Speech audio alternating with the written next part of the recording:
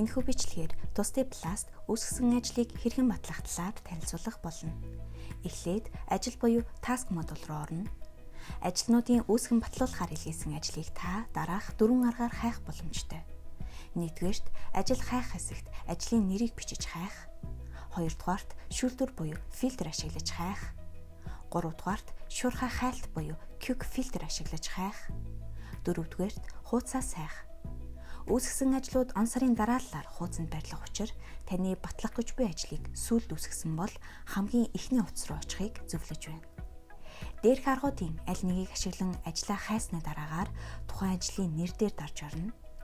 Ингэснээр үүсгэсэн ажлын дэлгэрэнгүй мэдээлэл харагдана. Юуны өмнө та энэ хэсгээс дараах мэдээллүүдийг шалгах хэрэгтэй. Үүнд ажлын нэр, ажлыг хариуцан гүйцэтгэх ажилтны нэр, тухайн ажилд багаар оролцох ажилтнуудын нэрс, алгоритмын үе шат бүрийн эхлэх болон дуусах хугацаа зэрэг орно.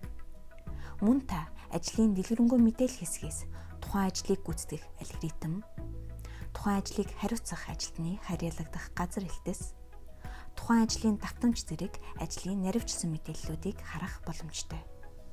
Хэрэв тухайн ажлыг үүсгэсэн ажилтан дээрх мэдээллүүдийг оновчтой тодорхойлсон бол батлах буюу confirm товчийг дарж ажлыг батлана. Харин дээрх мэдээллүүд алдаатай үүссэн бол батлах хэсгийн баруун талд байрлах нэмэлт үйлдэлүүд цэг дээр дарснаар устгах буюу delete товчон дээр дарж ажлын мэдээллийг устгана.